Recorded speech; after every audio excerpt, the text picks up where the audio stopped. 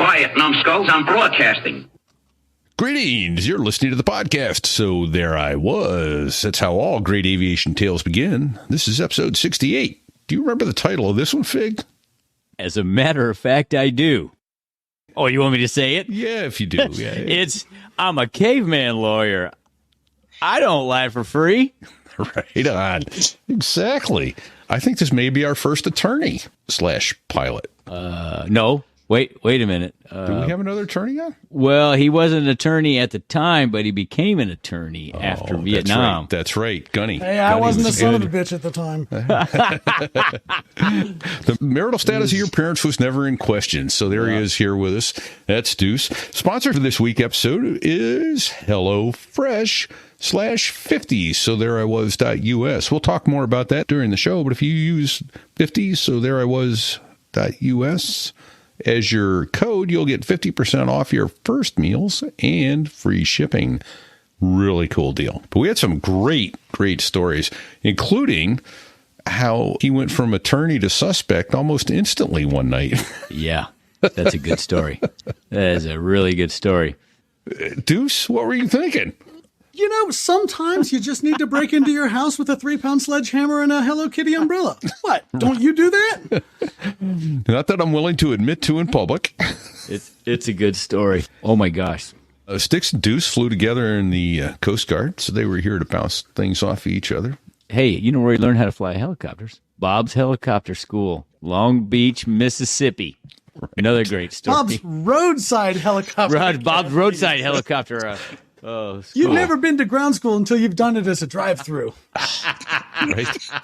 So down in Louisiana, Mississippi, they have drive-through beer barns, but I guess they have drive-through helicopter schools as well. Listen, folks, this is a preview of what kind of an ab workout this interview is. This is how it went. Yeah. We have to thank 2 new Patreon sponsors. First of all, we thanked him last week, but we didn't get the honors in. It was Steve Bates. His son is Lieutenant Tom Bates, who's a first assignment instructor pilot at Randolph, and his father recently passed, was a Korean War vet. He was with the United States Air Force 47th Bombardment Wing. His name was Staff Sergeant Rick Bates. So thank you to your service, and we honor that, sir. And yes, thank you so much. You're here. Indeed. So thank you also to Patrick McLight, who is a new Patreon pilot sponsor. And a quick reminder, we've got a merch store, so there I was.us/merch. We've got a glossary. If you have any questions of all the acronyms that we bounce off of you during the show, go there. If it isn't there, write to us and we'll get it on there. Please share the show. Put it up on Facebook. Put it up on Twitter. Put it up on LinkedIn. Anywhere that you have fun with friends, put our show up there, please. Share the show. Share the damn show. That's all we're asking. Come on. And while you're doing that, give us a 5-star rating on Apple Podcasts. It doesn't take that long. And if you want to give us a 4-star rating, give us the extra star. Tell us what we did wrong, and we'll make it better next week. We promise. Yeah. We promise. Yeah. Better looking hosts. All I have to do is put that gauze filter on my screen and I'll be good. Hey, it is an audio podcast. We are gorgeous. We look marvelous. I got faces for radio, that's for sure. Let it rip. Let her rip. Hey, these guys look a lot better with an oxygen mask on. There you go. One last thing. We want questions. If you have questions about getting into flying, aviation, or anything like that, please send them to sticks@sothereiwas.us. And if you send them to repeat at sothereiwas.us or fig at sothereiwas.us, we're going to forward them to Sticks, and he'll answer them. That's how we roll. Okay, let's get out of the way. What do you say till next week? Don't let go of the collector. Don't let go. This here's a true story Do it. about crossing the pond And whatever else you do, At don't night. sit on the collective. in the Here world's comes Deus, smallest guys. cockpit, on the tanker, through the weather. Oh, and to the tanker crew who did that, thanks a lot. We really appreciated that. I'm just kidding. No, I'm not.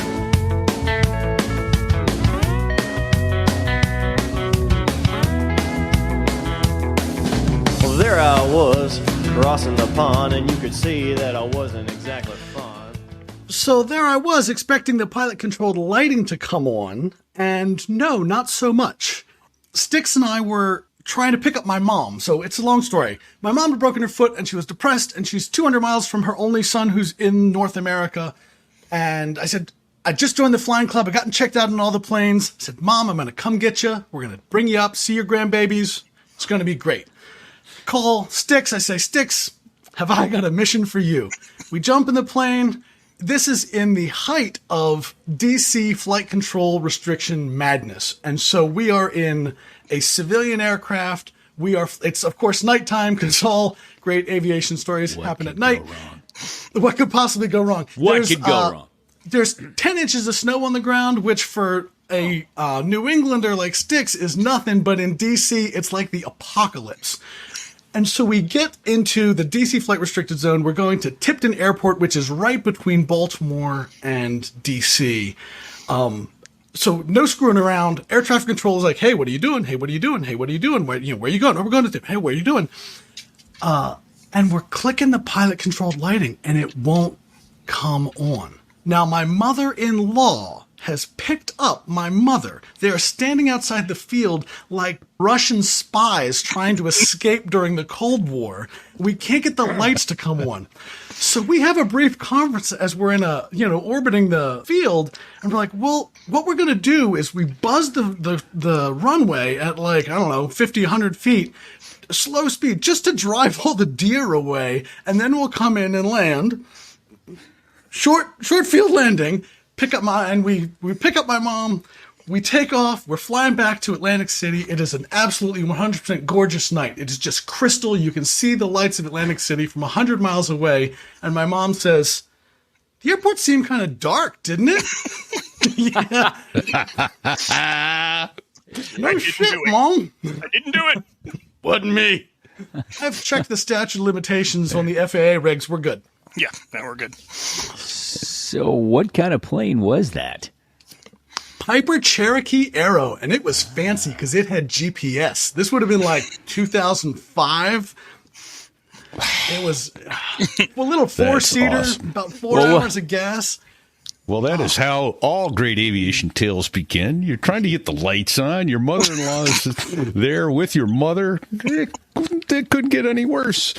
Greetings, everyone. Repeat here, coming to you from New Hampshire tonight. We've got not one, but count them, 2 special guests. 2, I love to say it, mud ducks. 2 Coast Guard pilots with us tonight. And, of course, my co-host, Fig. Where are you tonight, sir? Well, sir, I'm home for a few more hours in beautiful Kearney, Missouri. Nice. Before I go slip the Slurly bonds. Somebody's got to pay for all this shit. Well, I guess you can't get your wife to go to work, so you're going to have to do it. She's threatening to retire or something like that. So, Dear God. yeah, That's just not fair. I know it's not right. Yeah. All Does right. she really want to increase the amount of time she spends with you?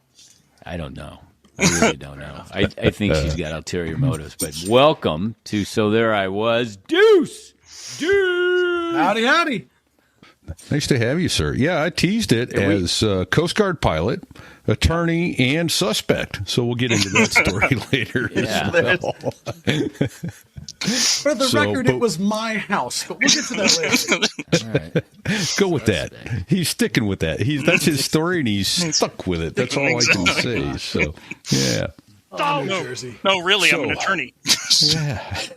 So my question is, what were you thinking? How did you get interested in aviation? And that really isn't how you got into the Coast Guard, though. So you can go in that path, too. No, Good story.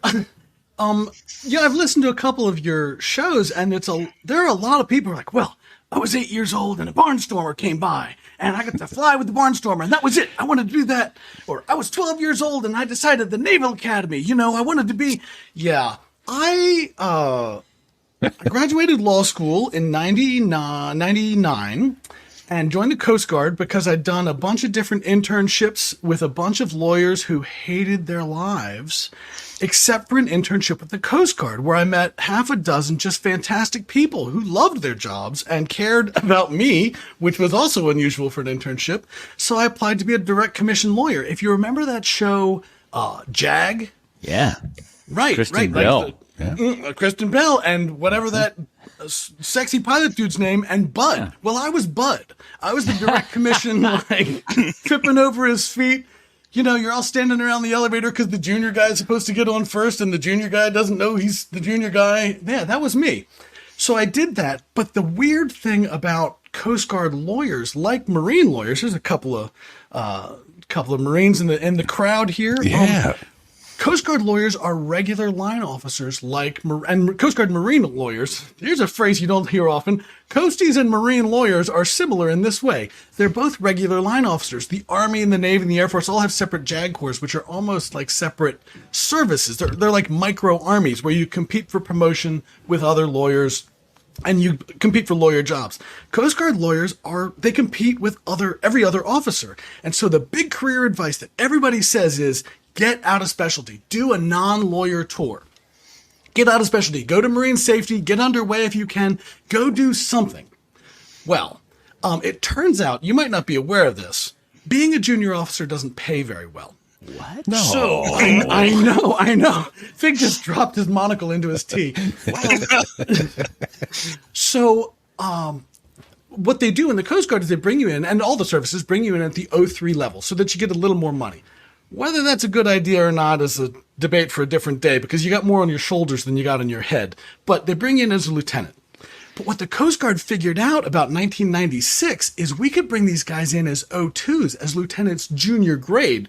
I don't know what the Marines call them, like bookshelves. First lieutenant. First lieutenant, right. Yeah. And so they could bring you in as a first lieutenant, first Louis, and they saved $300 a month because they don't have to pay you as much. So they brought me in as a JG, as a lieutenant junior grade, as an O2.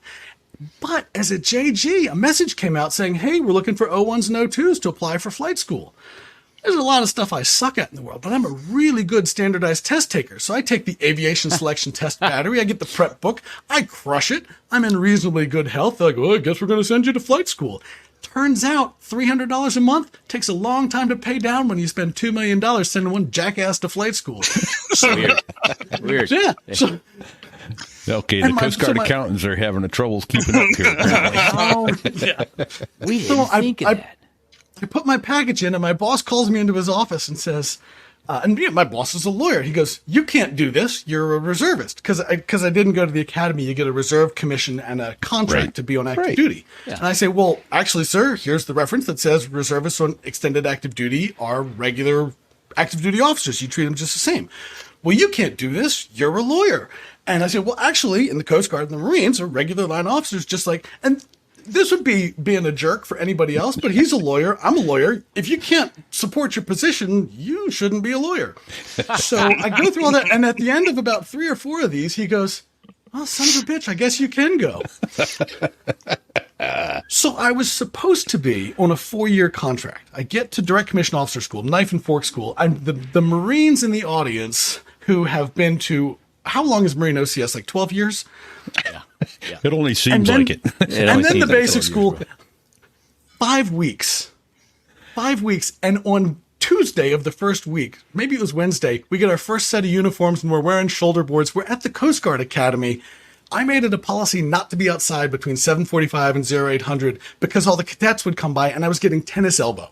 Yeah. Like from the saluting. Right. So barely an officer, 5 weeks into it. But they bring out the contract. They go, here's your contract, sign your contract. And I say, this is supposed to be a 4-year contract. And he says, yeah.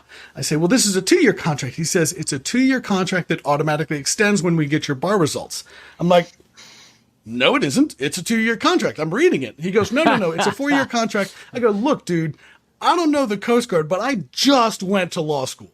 Like, I'm pretty sure this is a 2-year contract. I can read a contract. Right. So 2 years into it, they're like, well, you're on a 4-year contract. You can't go. And I'm like, no, I'm not. So their choices were, let me go to flight school, or I could walk out the door, walk into the recruiter's office and say, hey, I've already been accepted to flight school. Can I get a commission? So there I was in Pensacola, learning how to fly. Outstanding. Talking your way into flight school. Hold on, Deus. What year was that? 2001. I was in API on September 11th, 2001. Holy shit. Okay. And API stands for? Aviation Pre-Flight Indoctrination. A couple of weeks of academics. And I listened to Stick's episode and he said, I slept through it because I'd had engineering and I'd had this and I'd had that. I'm the opposite of that, but I did just finish law school, so my tolerance for hitting the books really high, and we've all been to Navy training. It's not that complicated. Like, right? Page 1. The objectives of this section are understand the 3 different, types of whatever. Page 2. The 3 different types of whatever are 1, 2, 3. Page 3. Quiz. What are the 3 types of whatever? Like, Deuce. You've done this. You said something, and I just want to make sure that we get it correct. When you were talking about ways to do your non-lawyer, well, I don't forget what you called it. out of specialty. Out of specialty. Mm-hmm. One of the ways you said was get underway.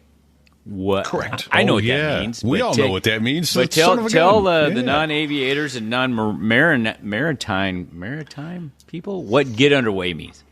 So get a job on a cutter, on a Coast Guard cutter. Get out of the office and get underway on a ship. The Coast Guard's heart and soul is the cutter community, and it's so getting out there now. And the danger with lawyers is we bring you in so senior that by the time you're up for that tour, you're almost too senior to train. Right? The Coast Guard pushes responsibility down to a really low level. There are lieutenants and JGs in charge of significant stuff. So as a lieutenant, as a senior lieutenant lawyer, if you go to which is your third rank as an officer for those who don't know the Coast Guard Navy ranks. 03, what the dirt services would call a captain, right?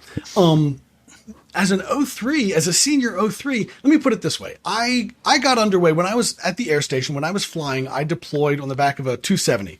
One of the many awesome things about the Coast Guard, guess how long a 270 is? 270 I'm going to feet. say 269 feet, 12 inches. 12 inches, exactly. So we get underway. At that point, I'm a senior lieutenant. I am the 4th most senior person on the boat. It's the captain, the XO, the other pilot, ops, me, the engineering officer, and then the rest of the wardroom. Like, you get real senior real fast. So the challenge is to bring a lieutenant in and find a job that they can do with really no experience. Like, I didn't go to the academy. I didn't go to Kings Point. I went to I'm a University of Maryland graduate. Like, so, Deuce, are you still saying pointy end and square end and left and right and really screwing them on? I try not to do that. Yes. You're a lieutenant. Hey, where's the pointy end of this thing?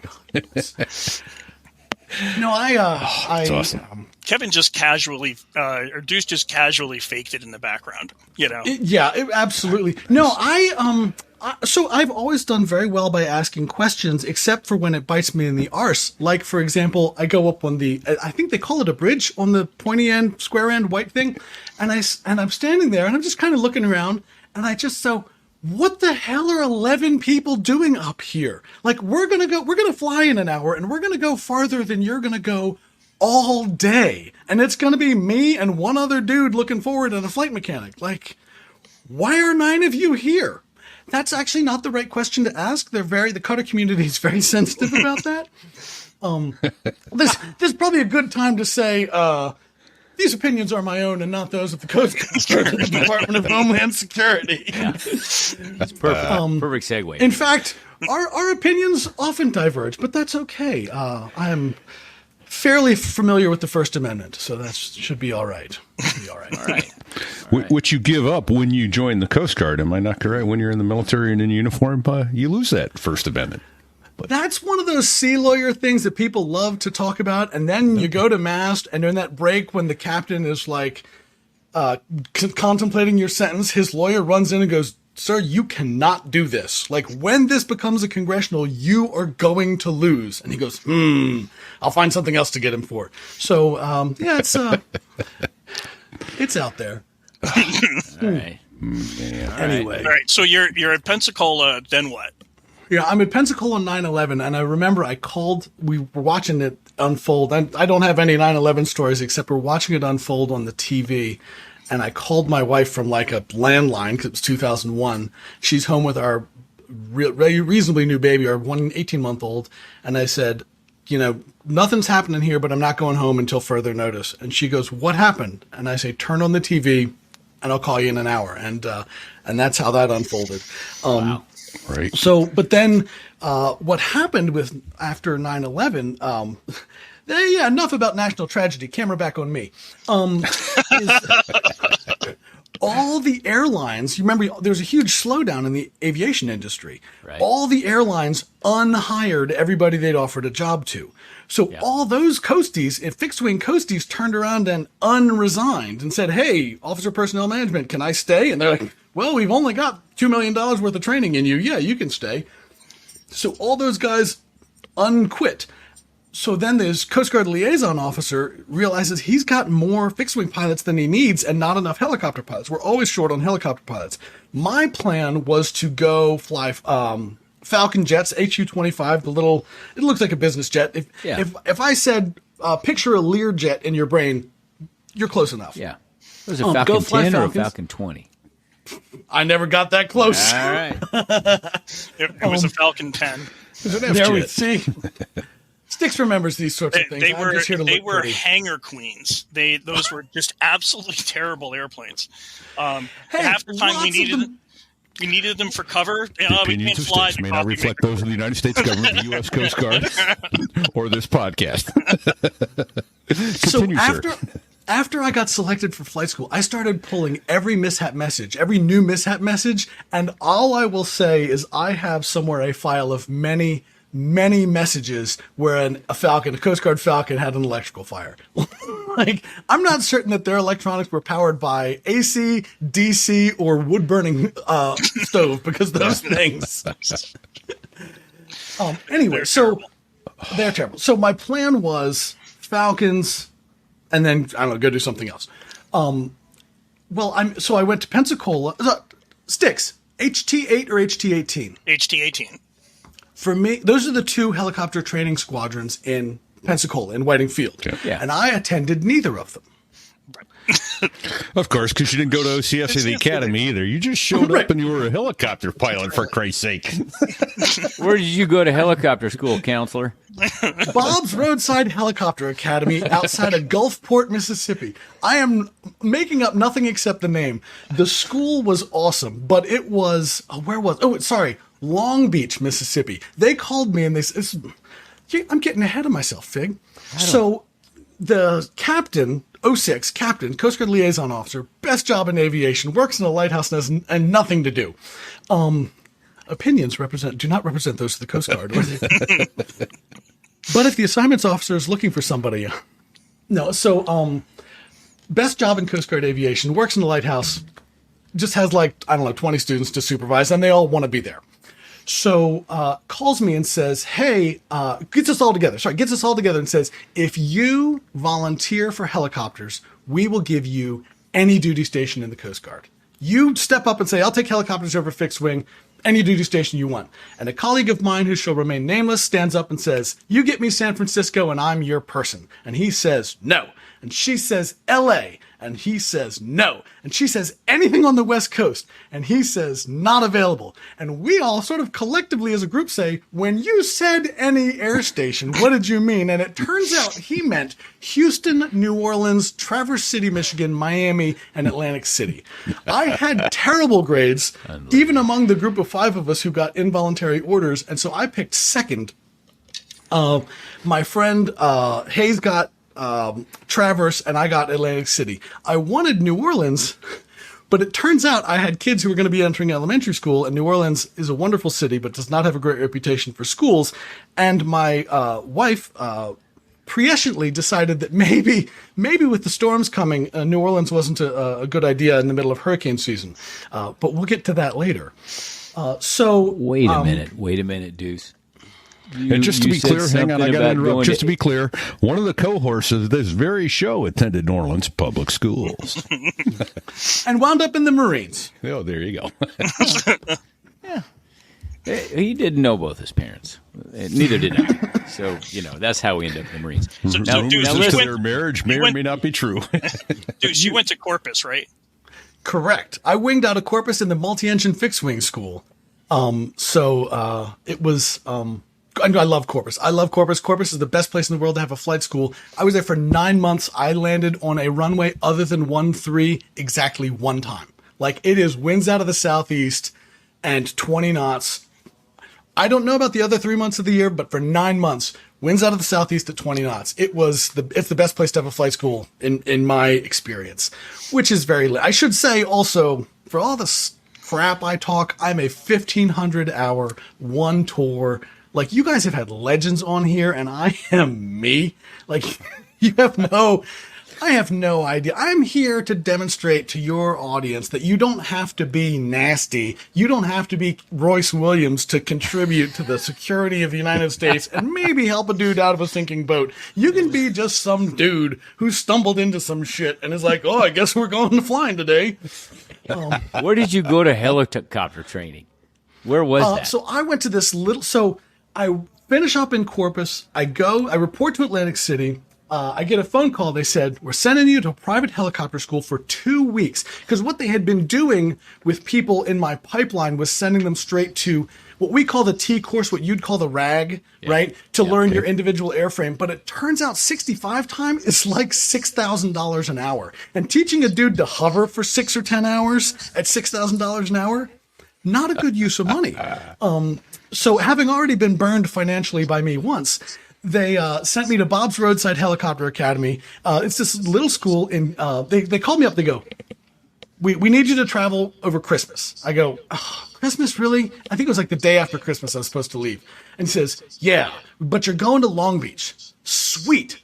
Long Beach, Mississippi. Damn it. I'm getting feed a little. I am too. We're getting some echo. All right, So that's I'm part of trying the name. Oh, I'm trying to cancel echoes. So I go to Long Beach, and it's a, for a private helicopter school, they've got half a dozen helicopters, Robinson 22s, a helicopter. Now, I'm not a big dude. I'm 5'10". At the time, I was probably about 200 pounds. We're not discussing any current numbers. The Robinson 22 is so small that I had to turn my shoulders sideways to close the door. And when we got both doors closed, it was plexiglass, shirt, meat, shirt, instructor's meet, shirt, plexiglass. Like, there was not an air gap. You could have transmitted Morse code by tapping through the entire helicopter. When you're taking half a bag of gas on something with 90-minute legs, like, you are maxed out. So I went there for 2 weeks and got 20 hours in the Robinson 22, which is as much fun as you can have, like, flying. It is absolutely a lawnmower with a really good windscreen. And did that for 2 weeks, and then went back to Atlantic City, then went to the transition course to learn how to fly 65s. I'm one of the last pilots in the Coast Guard, not the last, but last crop of pilots in the Coast Guard to qualify in the 65 Alpha. The Atlantic City already had the Bravo. By the time I left, we had the Charlie, and now I think they're up to the Foxtrot or something, Echo. I mean, they've got I think they've got FLIR and a microwave and a rear-facing gun. They got all kinds of crazy stuff now. But we didn't have none of that. Back in my day, we had manual fuel control, and it sucked. But yeah, so Bob's Roadside. So I was talking to the instructor, and I said to the instructor at the school, and by the way, if you're a military pilot who's never looked at the civilian pilot operator's handbook, do it, and you will realize, oh, these are terrible. So I'm at the school reading the pilot handbook, and the instructor comes by, and I'm talking to him, and I say, you guys are busy. Like, you're hopping. You're really moving along. And he says, yeah. I said, well, don't the locals get mad? I mean, that's all this noise. He goes, well, it's in Robinson. It's not that loud. Like, Atlantic City, we share an airport with F-16s, the ear-splitting roar of freedom, right? Right. Yep. So it's Robinson 22. Like, it's not that loud. And this is a direct quote. I said, besides, if they get mad, they can just put the wheels on their house and move someplace else. Okay, that's fair. That's fair. Yeah. So, anyway, Long Beach, Mississippi. So then Atlantic. So, but before I'd actually gone there, I'm in Atlantic City. I'm flying with ops, and the ops when we got there, Sticks. and I'm not supposed to be at the controls, right? I'm not because I'm unqualified. I'm not supposed to be. I can sit in the front because it's a single pilot aircraft, but I'm not supposed to be at the controls. But it's ops. Like, you tell him he can't do it. So he says, "Hey, do you want to fly in the pattern?" And I'm coming right out of multi-engine fixed wing school, so I say, "Yeah, absolutely. Experience is good, and you're here and whatever." But like, I wasn't expecting this. What speed do you want in the pattern? Like, what do you want coming over the threshold? And he goes, "Well, it's a helicopter. You want 0 over the numbers." I'm like, oh shit, right. This is going to be different. This is going to be different. So anyway, Atlantic City, the T course, the transition course down in Mobile, which was lovely. And then 65s, in Atlantic City, our AOR went from north of New York to just south of Washington, D.C. And it was, you can't, New York City, it's a $500 helicopter tour, probably $1,000 helicopter tour now. Spanky's doing it. Spanky and Mako are doing it now. They're doing, helo flights in New York City. DC, you can't even buy that flight. Like, you can't buy the helicopter tour that we would do every other week for Homeland Security. Just amazing. I went down there. So I just finished T course, and I'm down there and I'm doing my area familiarization. I've probably met, I don't know, probably 3,000 people in my career in the Coast Guard. 2,997 of them just outstanding individuals, and 3 people who I just didn't get along with. And that's how nice we're going to be about that. And I'm flying with one of those guys, and he's just, he's rubbing me the wrong way, but I'm new and I'm not saying anything. But look, Sticks left for a minute. Get on another computer. You can talk about him now. You can talk about Oh, sweet. Oh, that guy. I watched his dog for a week, and he called me and said, "I had no idea how messy my kids were until my dog left." So we're flying down in DC, and I'm from here. Like, I grew up here. University of Maryland, Catholic University. Like, I'm from here. My wife is from here. And he's pointing to stuff that okay, fine. This is Route 95. I'm somewhat familiar with Route 95. And I'm looking at the chart, and that building's a good landmark. Yeah, that's the WSSC building that was way over budget, and they shouldn't have spent that much money on it. Right? And he gets to this point, and he says, "This is called G-Belt, and it's the entry place for this, and you can recognize it by this and this and this." And I just point and I go, "That's my high school." Like, I used to hang out with my friends in the dugout there before school and tell jokes and whatever, like I think I'm going to be able to find this. Oh, look, there's the house my wife grew up in. Like, I'm somewhat familiar with this area. I'm seeing it from a different angle, but I'm good. So yeah, flying in DC and all the landmarks and all the everything, which was cool, because fast forward 3 years and we're doing the NCR Air Defense Mission, the National Capital Region Air Defense Mission. And I'm on my way out at this point, but they know I love DC and they know I know DC. So I'm doing all the area familiarization they're sending pilots temporary duty, TDY, to come and augment this mission, because it just absorbs manpower, it just absorbs people. And so I'm doing all the area fams of DC, and I'm like, this is amazing. I love this stuff. So it worked out well for me. That's pretty awesome. That's pretty awesome. So anyway, yeah. So Atlantic City. That's fantastic. All right. So tell us about some memorable Do any rescues? water rescues or rescues in general. People who deal with life and death in industries have gallows humor, and I don't think other people understand. And Styx has been in SAR and search and rescue, and then he's in medical. And it wasn't, But I'll say this: we stopped at a Navy base. Let's be charitable. We stopped at a Navy base for fuel. And it's a Navy base that's not an operational command, it's a test command. So their sense of urgency was a little less than maybe we might have liked. So it's 7:30 or 8 o'clock in the morning, because it was a first light search, if I remember correctly. We land, and we're like, we call them, "Hey, can we get fuel?" Yeah. Because, of course, once you spent $2 million sending me to flight school, you want to save money where you can. So we're trying to buy government fuel instead of going and buying it on the economy. So we stop and we land there for fuel, and they're like, "Oh yeah, he's out doing a thing. He'll be here in a little bit." I'm like, dude, I got a person in the water. Like, get in the truck. Gas, helicopter, go. Truck over here and let's get this airplane full of fuel. Yeah, Right. turns out civilians not motivated. Not that did not. No, I would never yell at someone like that, but I definitely felt a lack of urgency, and I could not convey like, "Hey man, active search and rescue case. There may be a dude treading water right now." So that was a little frustrating, and I never went back there for fuel. So I should have known. Actually, on my cross country in Pensacola, we broke at that same Navy station for a long weekend. I spent a long weekend staring at a BOQ room because they couldn't fix a T-34 over the weekend. And so it turns out it was some warning switch. Anyway, Okay. so Atlantic City, D.C., New York, Philadelphia. I'm not saying the Delaware River is nasty, but we had a policy of not putting a rescue swimmer in anywhere north of Wilmington. Like, we just wouldn't put a dude in the water and for non-operational reasons. If you wanted a search and rescue demo, you were not getting a swimmer in the water.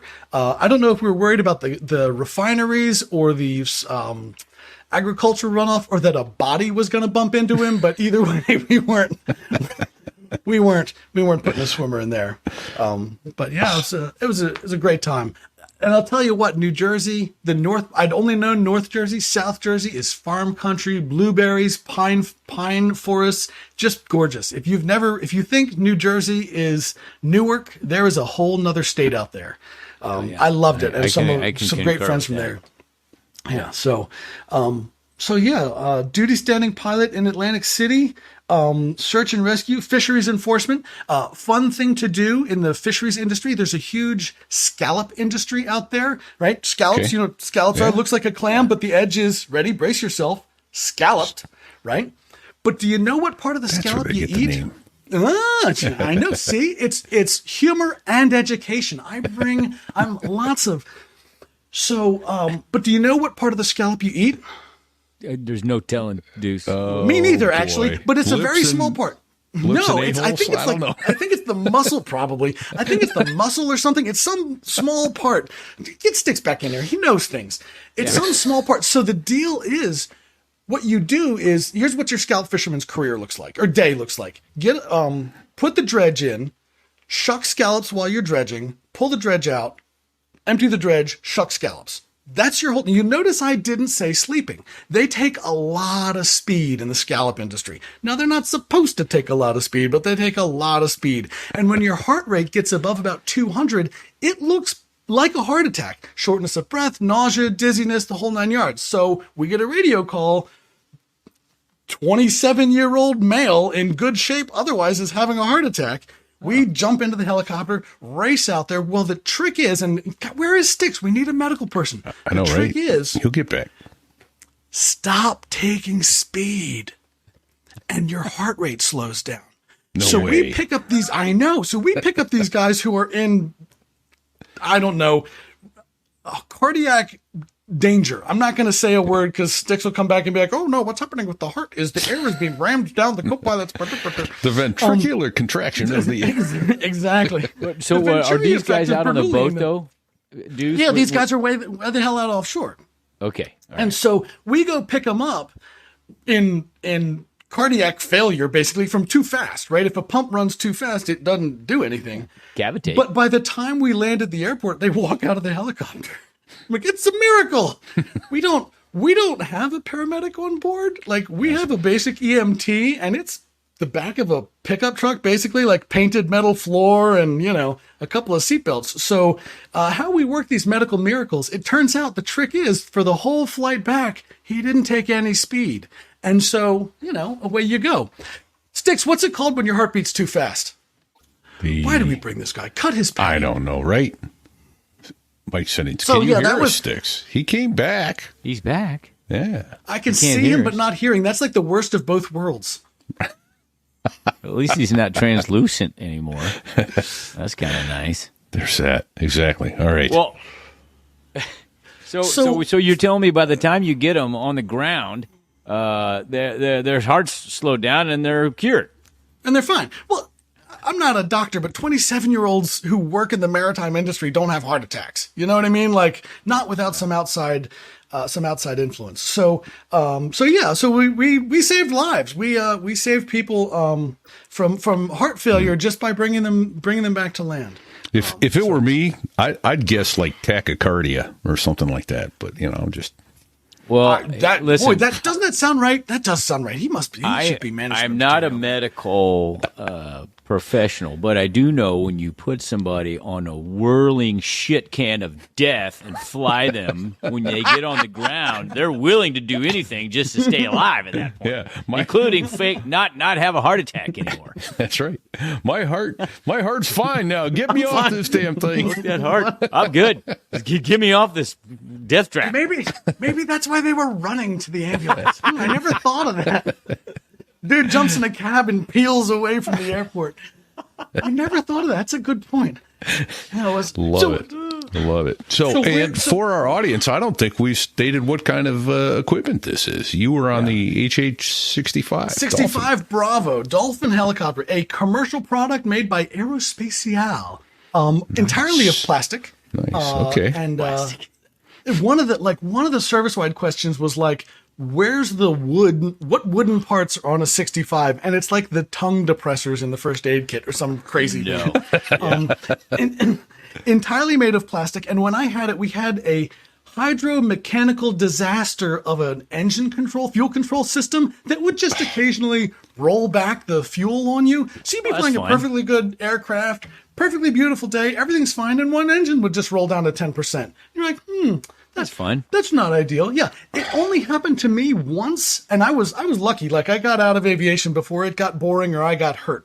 And so we were doing just night pattern work. Just Kevin's the new guy. Practice landing at night, and so we're practicing. Okay, Deus, land on the numbers again. Try and hit the center line this time. And we land, and it's fine. And it wasn't, for the record, you jackalopes, it wasn't a hard landing. It was perfectly soft and fine. And I was with Bay, if you remember, Sticks. So I'd have heard about it if the landing wasn't ideal. This, a very exacting instructor pilot of our acquaintance. And so I landed and I looked, and it was all, what were they called? Gosh, candy stripe lights? Those vertical chiclets. It was all chiclet lights, right? And so it was 2 and 2 and 2 and 2 and 2 and 2 and 2. Except I look at it and it's in double space. 1 and 1 and 1 and 1 and 1. And I'm going, why is there no extra lights here? These seem like fewer lights than before.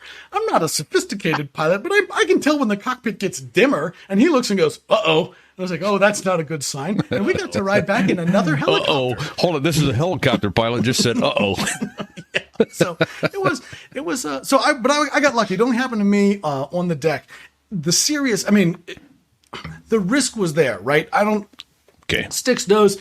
So helicopters make their money in the hover, right? And forgive me, you are fellow hoverers. We are indeed. I don't know, like, helicopters are unnatural, and what you do is a sin against God. So, you said it like it's a bad thing. I didn't say that. Some of the best times of my life have been sins. I don't know if this is I don't know if this is a. So there I was interview, or I'm watching brilliant stand-up comedy. I don't give a shit one way or the other, Deuce, because you're awesome. Keep going. This is great, dude. So helicopters make their money in the hover, right? That's why you go through all this trouble to be able to go zero, is to be able to hover. Well, hovering below about 20 feet, if anything bad happens, you just land. I mean, you got the stroking seat and the whatever. And, I don't know. I think other aircraft have this. The 65, if you hit the ground at 600 feet per minute or more, the lights come on. That's kind of the design max. Like, if you got to report a landing above 600 feet per minute.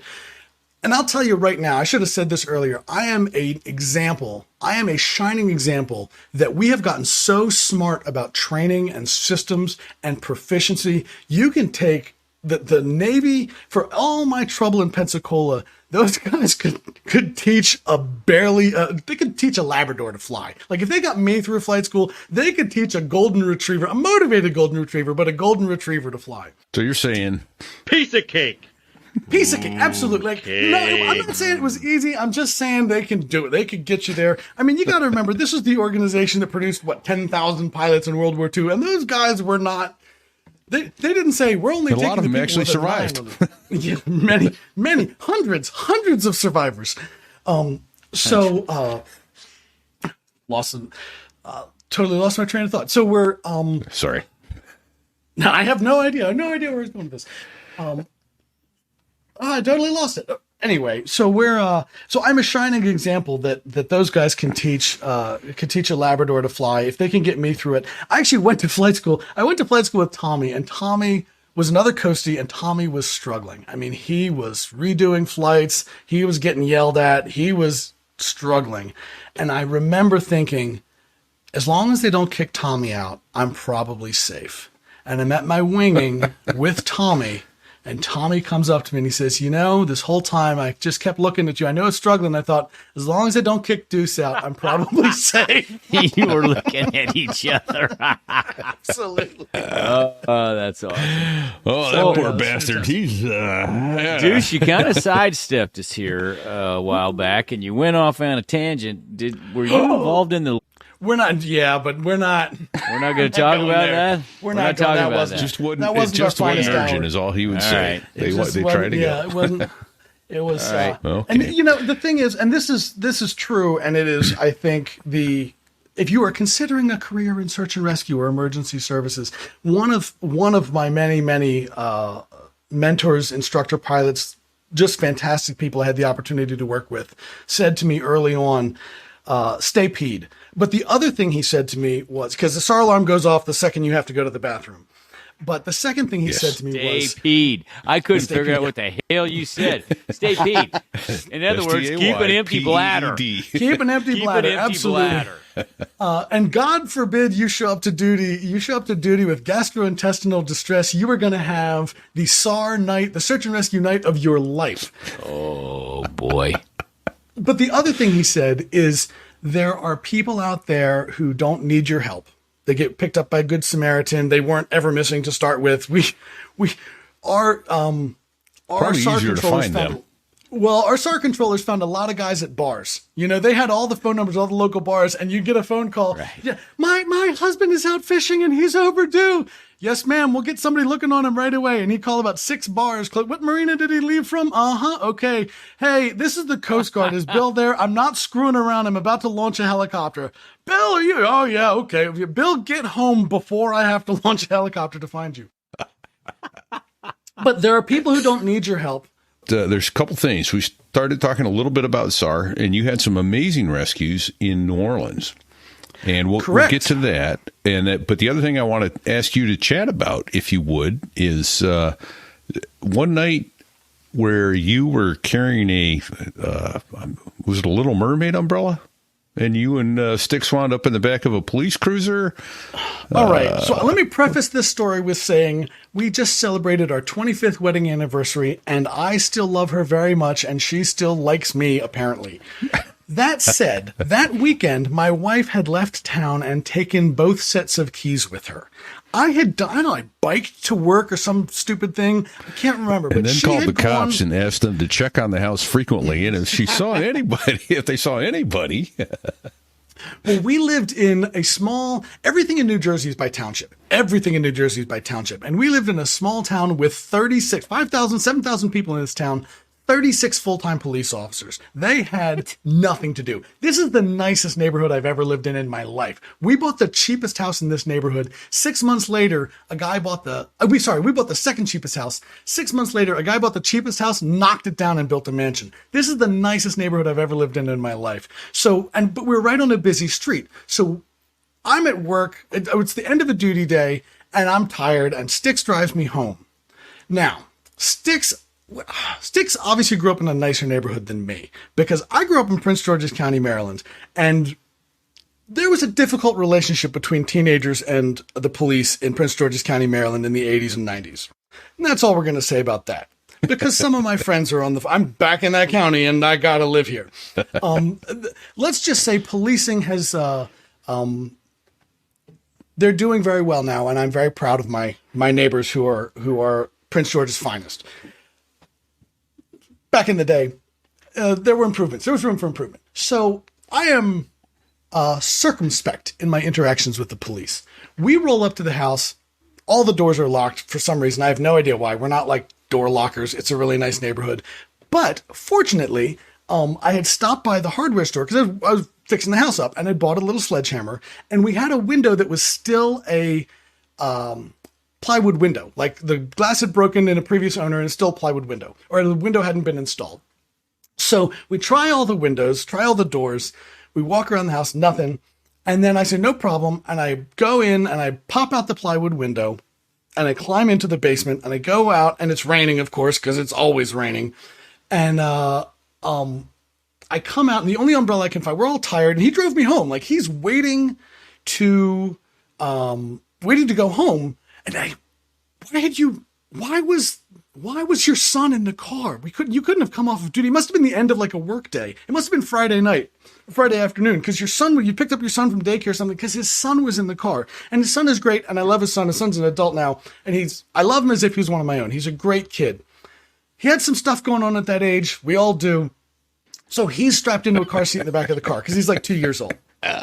And Styx is, maybe he's 4. He's as overprotective a parent as you could ever hope to meet. So I come around the corner. It's a privacy fence, 6-foot privacy fence. I come around the corner with the hammer in my hand and this little pink princess umbrella, one of those pop-up like mini Mary Poppins umbrellas. It's clear.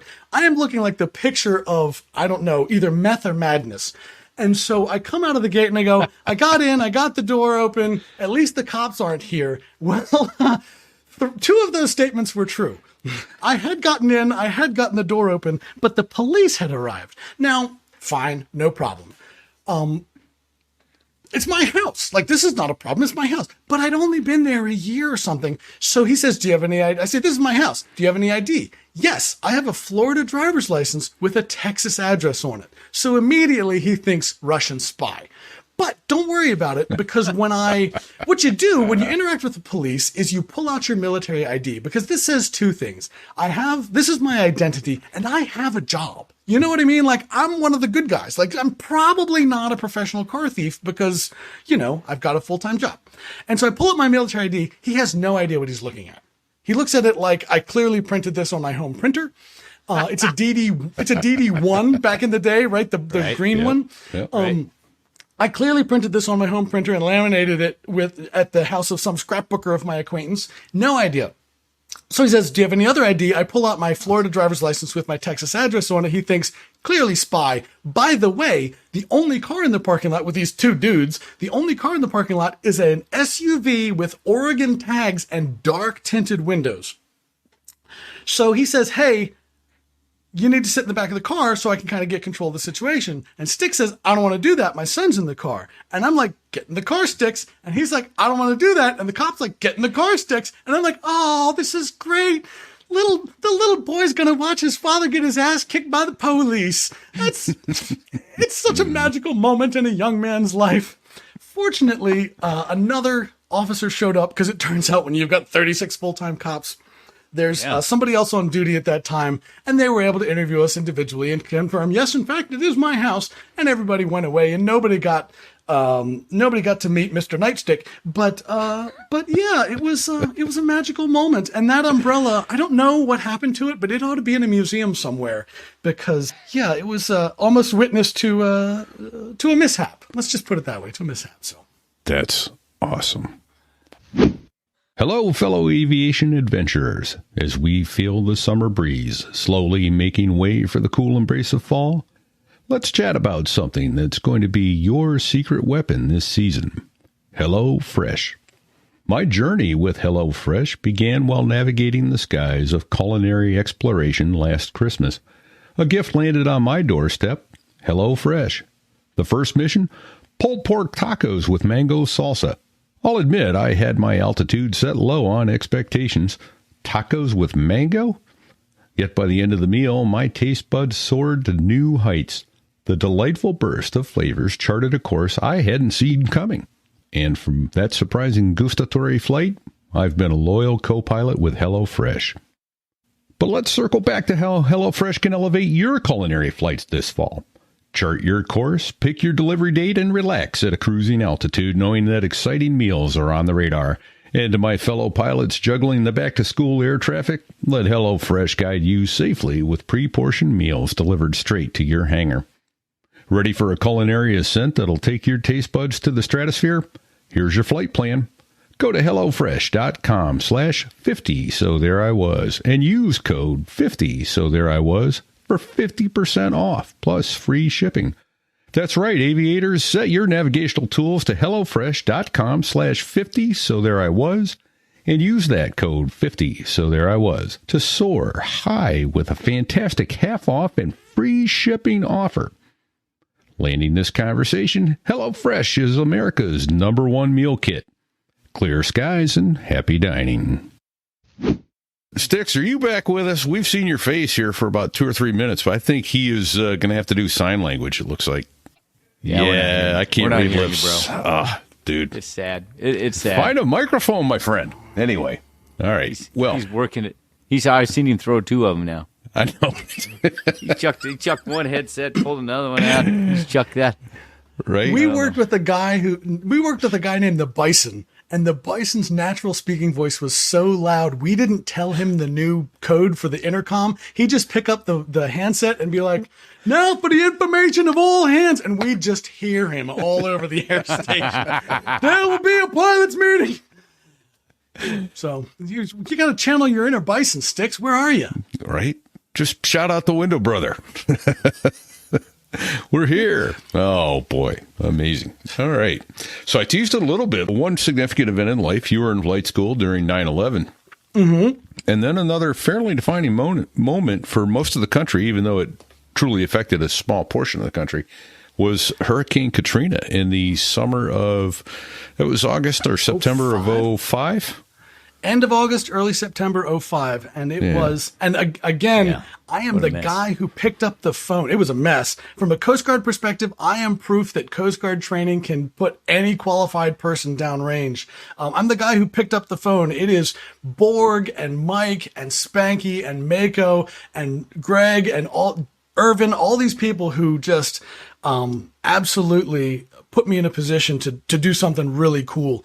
And I am a testament to their professionalism and their ability to put lipstick on a pig. I mean, just flight suit and helmet and away you go. So, but yeah, so we went down there. We got a call Sunday night. I want to say, oh gosh, it was a minute or two ago. I got a call Sunday night. When you show up to work at 8, try and be on time and bring everything for being away for some time. How long? No idea. Where are you going? New Orleans. What are we doing? Don't know. Okay. And so it was me and Nizro went down there, and Troy and Josh. Troy's the flight mechanic and Josh was the rescue swimmer. Okay. And Nizro's the aircraft commander. I was actually the co-pilot. I was first pilot at that time. I don't know how the rest of the world does it, but the Coast Guard co-pilot, graduated from flight school, qualified in the aircraft. If the pilot has a heart attack, you can probably land the aircraft without killing the entire crew, and maybe we'll be able to use it again. First pilot, you're qualified to sign for the plane, but not for the mission. So you can go out and do maintenance runs, engineering test flights. If you need to get an aircraft from one place to another, you and a flight mechanic can take the aircraft out. Aircraft commander, that's the job. You're the senior duty officer. You're in charge of. You can agree to the mission. You can do the whole mama jama. So I was the first pilot. Nizra's the aircraft commander, and we got a call. So it turns out, and this may come as a shock to you jet guys, helicopters are incredibly slow. So what we did to get... we know. How is it you... That's like saying the sun's incredibly hot, right? We know. Sun is hot. The Pope goes to church a lot for an old guy. Anyway, so what they did, and understand that at one point, 10% of the entire Coast Guard was in New Orleans. Literally every air station sent people, aircraft, equipment, something to New Orleans. And they were stripping the Coast Guard stores for parts, because we flew the crap out of those aircraft, for a week. Right.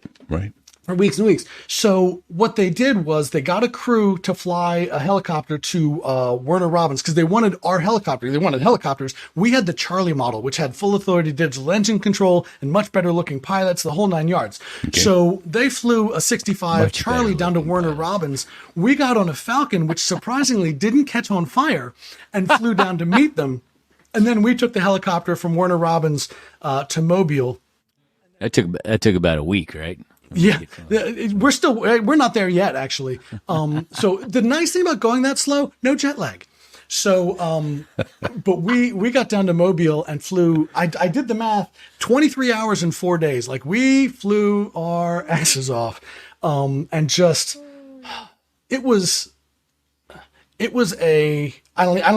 words fail me. I've been thinking about this for 18 years and words fail me. It was apocalyptic. It was a glimpse. You know, I'm a big history buff. I worked with the Coast Guard historian for a couple of years. I love history. I love the stories. And you see, it was a glimpse into that world. You see these like pictures from World War I where just the landscape is destroyed as far as the eye can see. And you get over the Gulf Coast after New Orleans and it was just apocalyptic. We flew over a subdivision where it was just slabs, just all that was left was the slabs where the houses used to be. Because the way a hurricane works, it rotates, oh gosh, I'm going to get this wrong, counterclockwise in the northern hemisphere. So Katrina made landfall just east of New Orleans. Please let me remember the details right. And so New Orleans got the rain because the bands of the storm sat over New Orleans and just dumped 10 inches of rain on the city. But you got higher winds, higher than average winds are on the east side of the storm because they've got the speed of the storm, the speed of rotation, and the wind speed. So they just, that part of Alabama just got destroyed. It was literally the perfect storm. Yeah. Right it was amazing. Yeah. Just the amount of damage in trees and houses. I mean, you'd see the foundation of a house with a yacht in it. I mean, it was just insane how much damage there was. So we went down there. We showed up at night and they said, we're just kind of self-launching. And that's, you know, culturally, that's the Coast Guard. Like the Coast Guard search and rescue missions, granddaddy is the life-saving service. The life-saving service was a dozen dudes in a boat, you know, in a boat with oars at Hatteras or Cape Cod. And it was incredibly local control. There was no central control. Yeah, that's New Orleans. I took that picture. That's New Orleans under 3 feet of water. The Coast Guard deals with flooding all the time. There are groups of outstanding coasties who do inland rescue all the time. And they've got special punt boats that they can take into no water. Shut up. And they deal with this all the time in the upper Midwest. And even you get any place there's a valley, if you get a lot of rain, you get a lot of flooding. And these guys are professionals and they are absolute heroes. The thing about New Orleans is it's already below sea level. So when the levee fails, it's underwater. I think that's I-10. That picture you're looking at now is I-10, which is raised up. And so we did a couple of rescues off of I-10 because that's where people could stand. That's where you could be and not be in the water and where you could land. Yeah. In fact, I think that's the I-10, I-12 junction because I see a Y off of there. But I could be wrong. But yeah, that stuff is terrifying. So for the vast majority of the audience who is listening, you can go to sotherewas.us/rumble and see this interview as it was recorded. And I am presenting some pictures that Deus sent us and putting them up now for everyone to see, to include some bug guts. That bug doesn't have the guts to do that again on the that's a fire in the casualty. This is I sent this one up because it's, you know, you think, oh, the city's underwater. Well, first off, that's Lake Pontchartrain that just drained into New Orleans. Yeah. That water is gross. I know exactly one person who's ever admitted to swimming in Lake Pontchartrain, and he was sick for a week afterwards. But then think about what's in New Orleans. It's chemical factories and refineries. And look, I love the city of New Orleans. I love it with all my heart, the history and the music. I'm not a go to downtown and get hammered kind of guy. That's never been my thing. And it's certainly not my thing at this age, but I love the city. I love it, love it, love it, love it, love it. Just for all the food and art and culture and history. I love all that stuff. It's gross.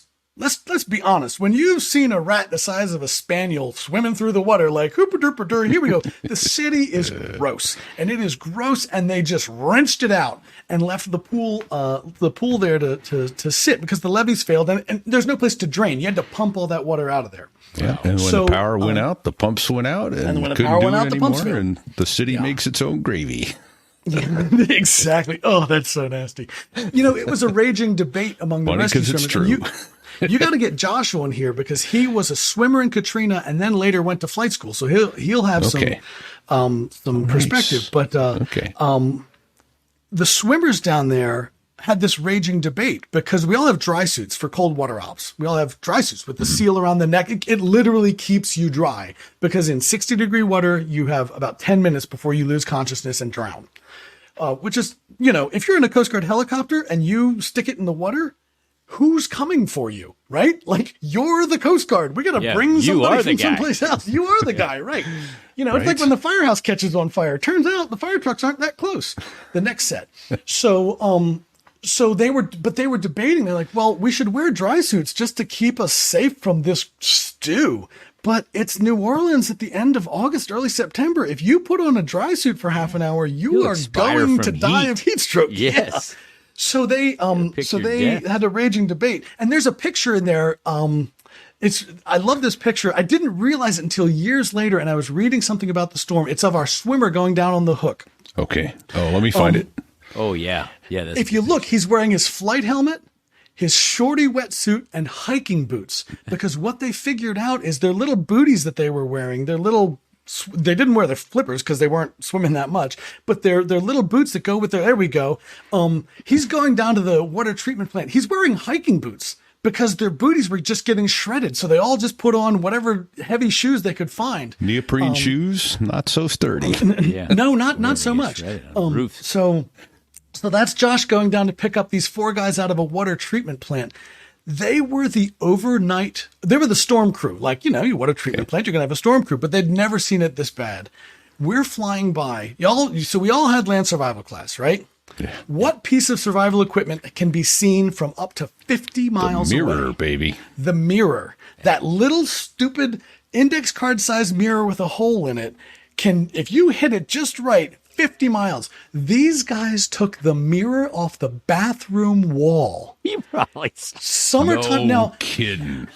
Here's the melted your retinas with that thing. Here's the thing: a hurricane sucks up all the moisture for hundreds of miles in every direction. It's such a low pressure system. So the weather after the hurricane is clear blue and 22. It's gorgeous. These guys pulled a mirror off the bathroom wall and it was like getting hit with the bat signal.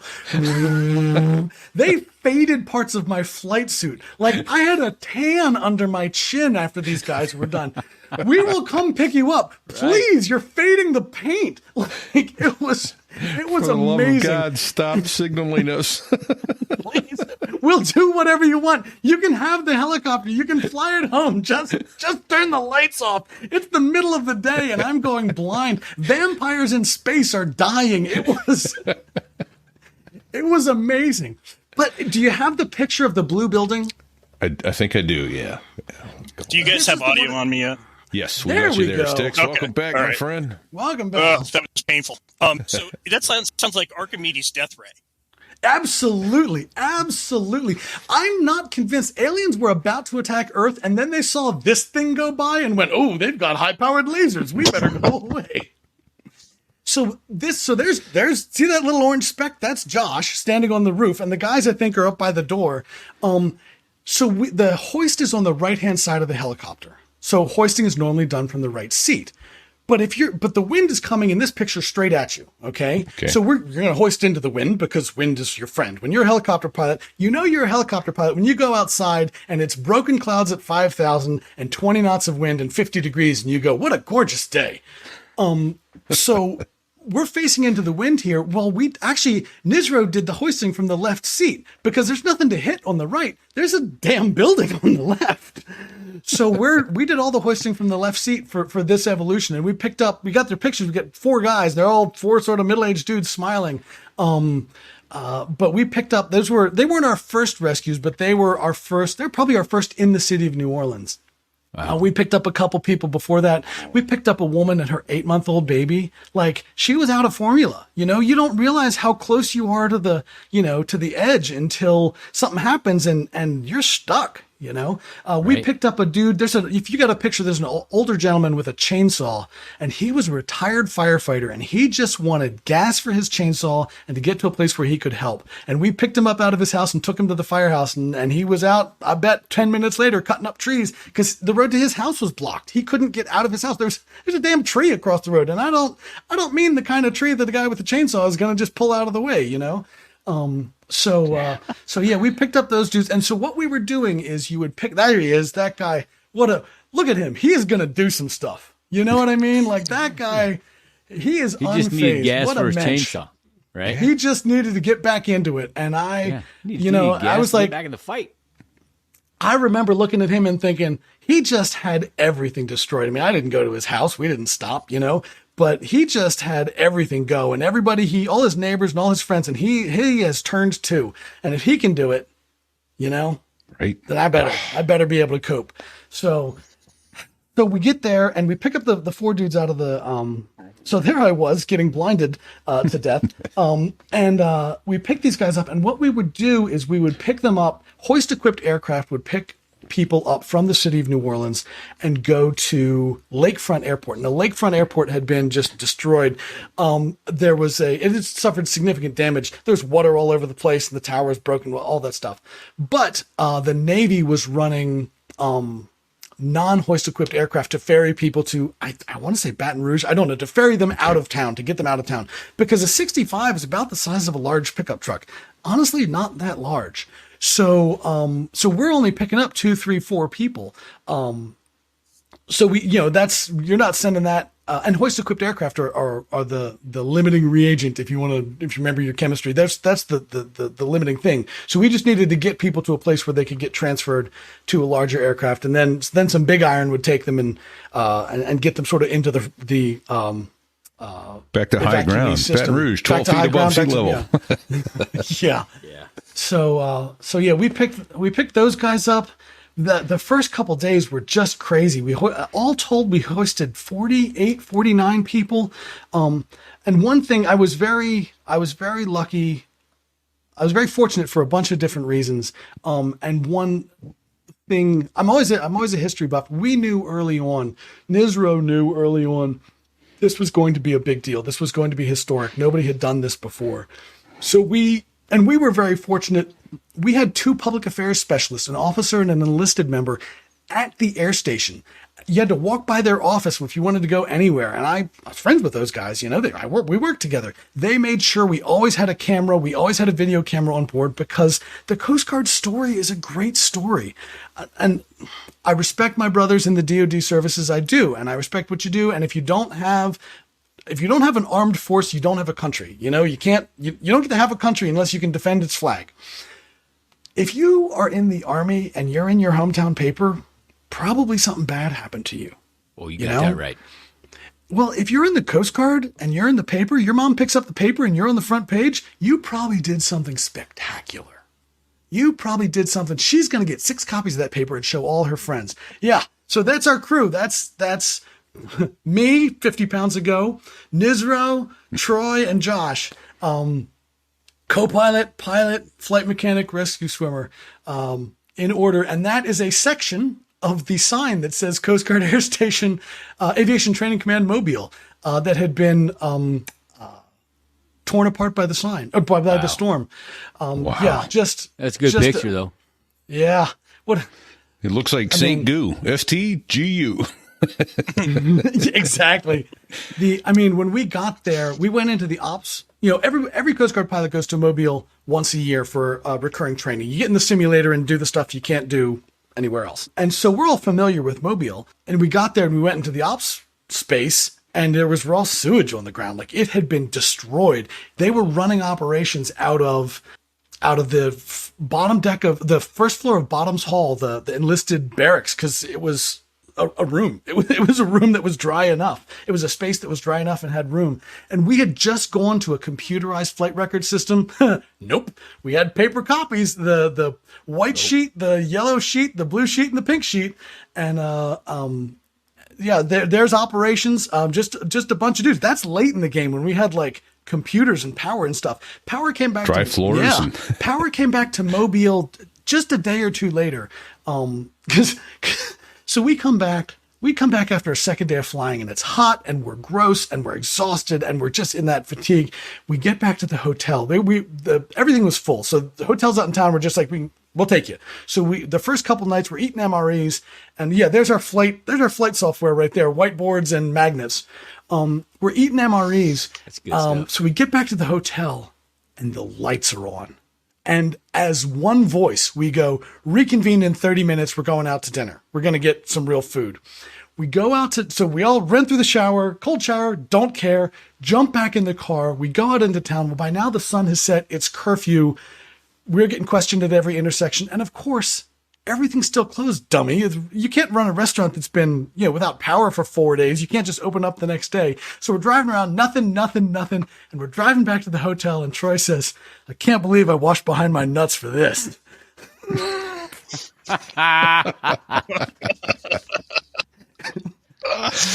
I will forever. I thought I had a couple good titles there, but oh man. I will forever be thinking of him standing there in the shower going, are we going someplace nice, like wash behind nice, or is it just like,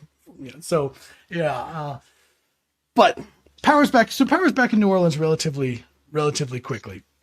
But we got out there, we were picking up people off the roofs. The thing that broke my brain, or nearly broke my brain, is just the scope of it. I mean, the Coast Guard is a retail service. We go out and pick up a dude who thinks he's having a heart attack. Sometimes he is having a heart attack, but we pick up a dude who's been injured. We pick up, I got busted doing rock, paper, scissors for a hoist a few years later to pick up 5 people out of a pleasure boat. We pick up one jet skier who stuck his jet ski in the mud. Like we're a retail service, and you get to New Orleans and we're all monitoring. Omaha 44 was like, might have been an Air Force, something big overhead. I don't even know. But we're all monitoring a common frequency, and they are just calling out any available aircraft. There are 3 people on the roof of a house and such. Any available aircraft. There are 47 people on top of an elementary school. Any available aircraft. There's a medevac at the Superdome. Any available aircraft. And you have to listen. God. But it was exactly like that for 8 hours. And it's God, I mean, it's been 20 years. What was the air traffic density like in that? I had a friend who flew Cobras in the Marines, and he was talking about flying down there. He said his description was as close to a beehive, a human beehive, as you can imagine. Can we say elbow to asshole? Can we say that on the podcast? Because it wasn't the pattern. And early on, there were fewer aircraft. Later on, it got denser and denser. But the thing about New Orleans that stuck with me, and again, I'm not an instructor pilot. I'm a 1,500-hour guy. I barely qualified for a bunch of different things. But the parts that were normally pretty straightforward were really hard. And the parts that were normally really hard were pretty straightforward. Like hoisting over the sea, over the water, the toughest thing I think I ever did as a Coast Guard pilot on the regular was rescue swimmer operations in the open water at night. Because there's crap for visual references. Your choices are have the floodlight on and have some light, or have NVGs and have a horizon. Pick one. You don't get 2 of those. And there's no visual references. The only reference is the sea that you're blowing from hell to breakfast. So, there's just nothing out there. Well, over New Orleans, you're hoisting over land. I mean, all flying is challenging. Hovering a helicopter took me a really long time to learn. Again, caveman lawyer. They can get anybody through this thing. But over land is pretty straightforward. The thing is, making the approach, Nothing is underground in New Orleans. There is not a subway. There is not a buried power line. There is not a cable TV line. There isn't buried. They don't even bury the bodies underground in New Orleans. Like, Right. nothing is underground in New Orleans. Yeah, that's true. They're all above ground. You think I'm not telling the truth? I'm an attorney. I don't lie for free, Fig.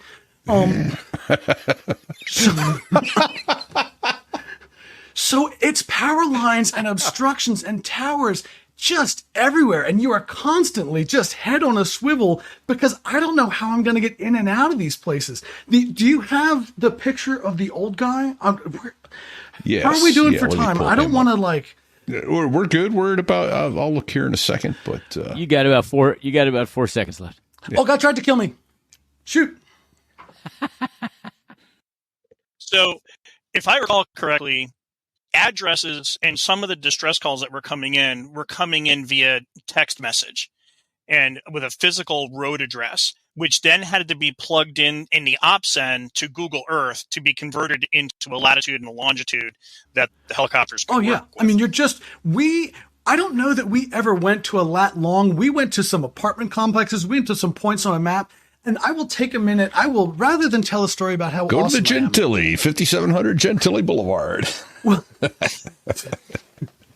So one my thing old that home was address, you amazing son to of a me, as much knew as that fun if as I it would be to tell another story about how great I am, camera back on me, is just the seamlessness of operations, because I never saw any of that. I would get a position and a point on a map and a go. That was it. Like, there was a whole organization to put me on target.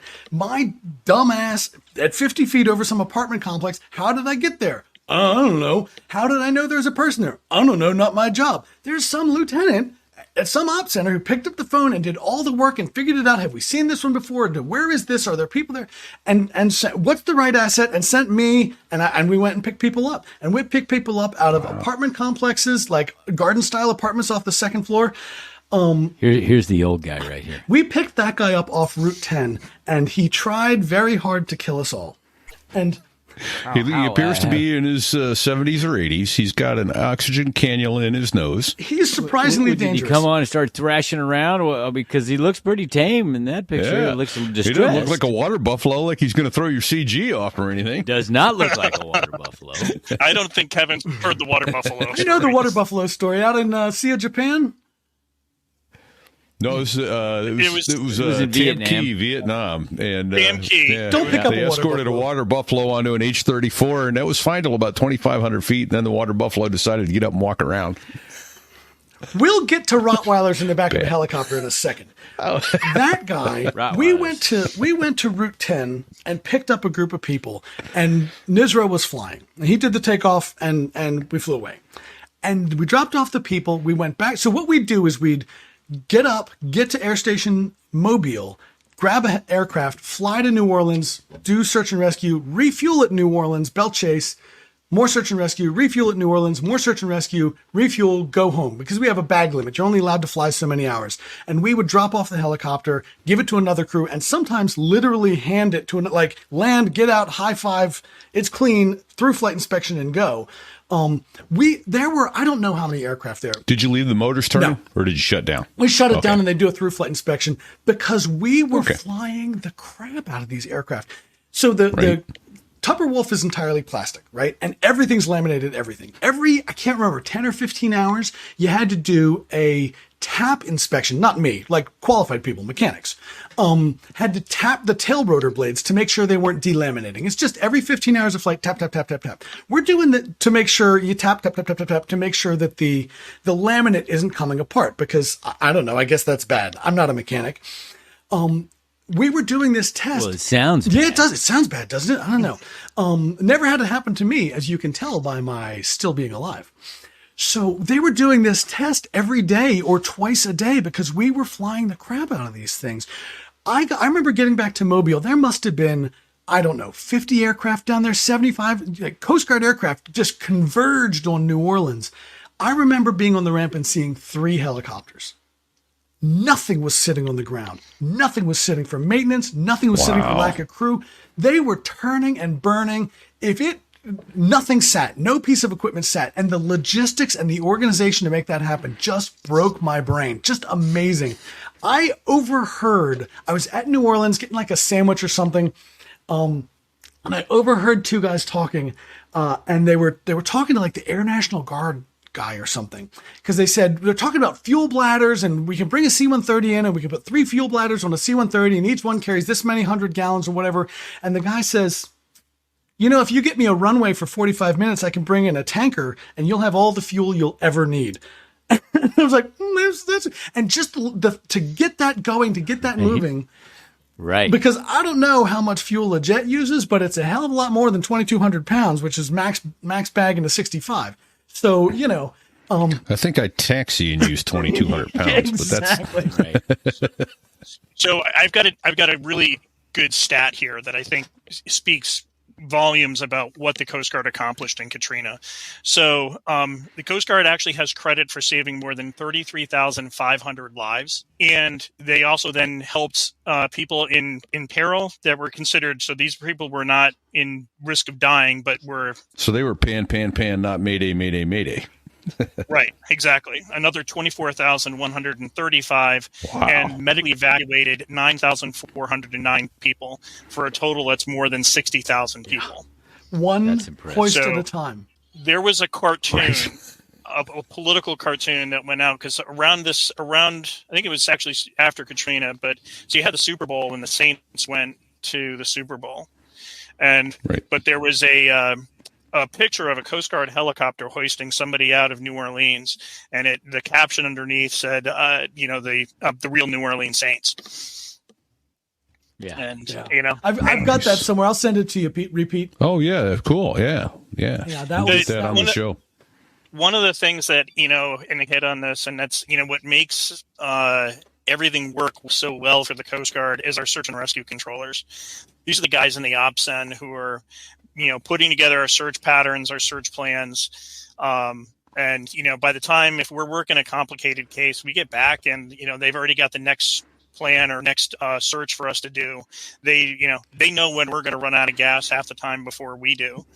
And, they do, quite literally, the Coast Guard has written the book on search and rescue. Right. And that's awesome.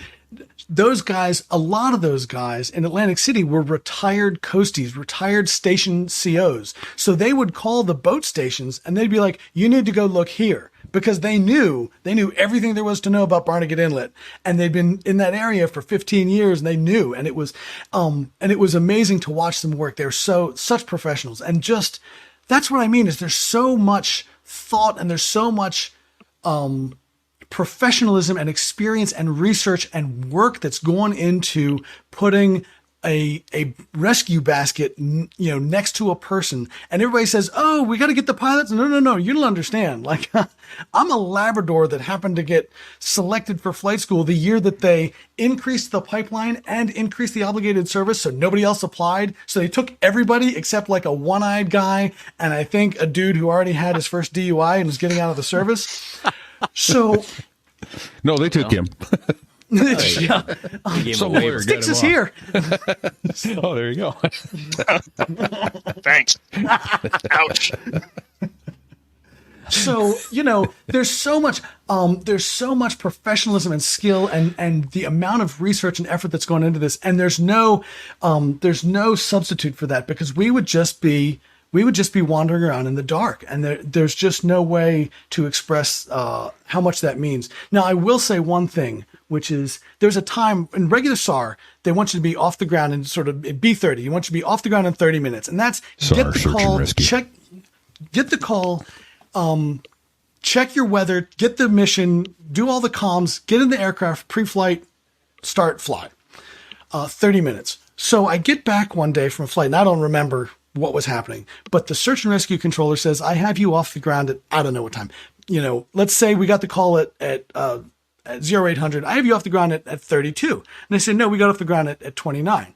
He says, no, I have you at 32. I looked at the clock and I go, well, you're looking at a GSA spec lowest bidder, subsidized industry, piece of crap, government issue clock. And I'm looking at a GPS that if it's off by a second, I'm 186,000 miles out of position. So we're going to go with my clock.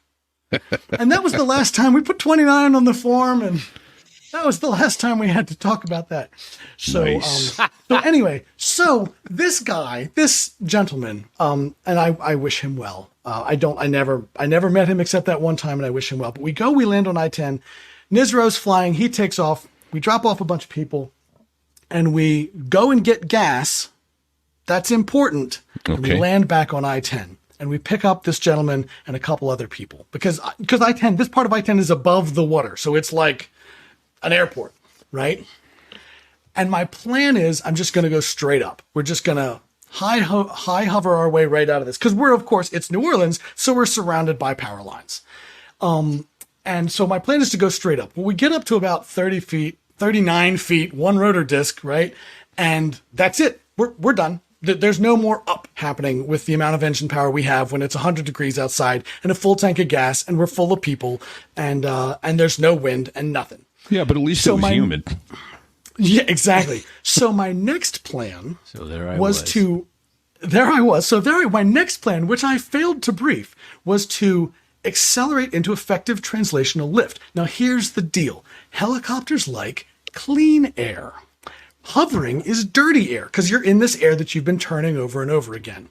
So what happens is, and this is something I learned at Bob's Roadside Helicopter Academy, you can accelerate right towards the trees and then you hit that clean air. You get to 10 or 15 knots, you hit that clean air and you just suddenly get a lot more power and you jump into the air. Okay. So you're accelerating along the ground at 6 feet off the ground and then bloop, away you go and you take off like a rocket. So that's my plan. I don't think it's really like a rocket. I just want to tell you both. Good luck. We're all counting on you. Did you say North Korean rocket? I didn't say nothing. So we're accelerating towards the power lines, and I've failed to brief Nizro or any of the crew on this. And in order, Nizro figures out first, we're not going to make it. Now, I should tell you, when we went down to New Orleans, pilots stayed together as a pair, but flight mechanics and rescue swimmers rotated out. We flew our first day with the flight mechanic and rescue swimmer that we brought, and then all other days we had different crew. Coast Guard standardization is very strong. There were no problems. These guys were great. I'm not going to mention any names because I'm really mad at one of those guys, and I'll tell you why in a second. So we're accelerating towards certain death, and Nizro figures this out significantly before I do. I still think I'm going to pull this out. He goes, no, we're not. He takes the controls and executes a sharp left-hand turn, and we fly, I swear to God, between two light poles. You know what I'm talking about? The street lights that are surprisingly large. Hangover like that. Yeah. The hangover like that. They're surprisingly large when they pass through your cockpit window. All right.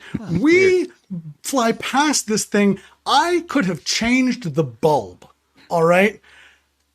We have a minute of silent conversation where he says, "You nearly killed us all." And I acknowledge that.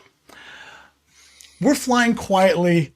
He's got the controls still. I can't remember, but we're just flying straight and level and not talking, which, by the way, if you're ever air crew, that's a bad sign. Yes. Pilots who don't want to talk about themselves, something's going wrong. And after about 45 seconds, the flight mechanic goes, "That was so cool." And we would have thrown him out of the door. If I had been back there, we'd have float tested that SOB. Oh my God. I have never been so close to wanting to kill a man. So yeah, that old guy, that old gentleman, I wish him well. Apparently he looks like he weighs about $1.25, but apparently he's substantially more. So that was that. That's also the. Did he come out of the seat? Did he start? Did he try to grab the collective? What do you mean? No. Just that I tried to kill us. It was not, in fact, his fault. It was my fault that I tried to fly us all into power lines. It was the mission that Goose was flying for this guy. Is actually what led to it. What about Rottweilers? But I'm still holding him fully responsible. Yeah. What about Rottweilers in the back of a helicopter? What? I love dogs. And dogs are important to your mental and emotional health. And I knew that people weren't going to take dogs in shelters, particularly. And, New Orleans, the people we picked up out of New Orleans were the people who wouldn't leave and the people who couldn't leave, either due to health or economic circumstances or whatever. And the reality is, at the end of the month, sometimes people's money gets tight. So they were just stuck. They didn't have whatever. Yeah. So we are picking up people out of garden style apartments in not the best economic circumstances. Well, they want to take their dogs. Now, I love dogs. I've got 2 dogs, a main dog and a backup auxiliary dog, to steal a line from Dave Barry. And, they're cute little adorable whatevers. But you're in the 9th Ward. These are Rottweilers. Like, these dogs have a job, and the job is to keep people from stealing your stuff. Yeah. So we're like, what are we going to do? And we're talking about it. And because it's no water buffalo, but that's a small helicopter. And the important parts of me are very close to the cargo area. So we talk about it because I don't want to, these are pets. These are people's emotional support. I don't want to tell them you got to leave your dog. You're not coming back here for a long time. Like, I'm not going to tell you got to abandon your dog. So what we decided is we'll take your dog, but the door's staying open. And if that dog looks at me crosswise, it's going to learn how to fly. He's going to learn how to fly.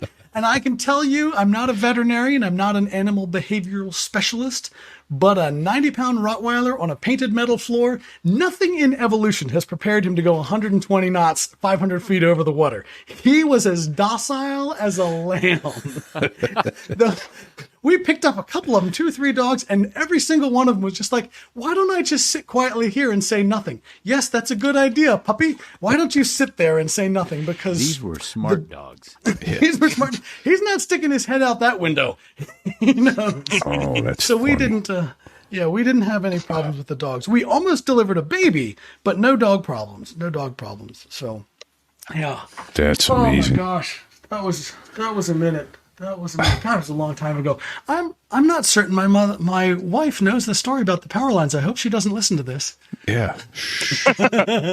Just kidding, honey. Just kidding. Yeah. We came back from New Orleans, and 2 of the senior pilots pulled my wife aside. She came to pick me up from work, and they pulled her aside and said, "Look, man, we don't know what happened down there. Like, keep an eye on him for a couple of days." And she was like, "Hey, you okay?" But yeah, and some people did in fact have real struggles. Some people really had some PTSD and some critical stress issues. I fortunately have no emotional capacity, and so I was able to get through it.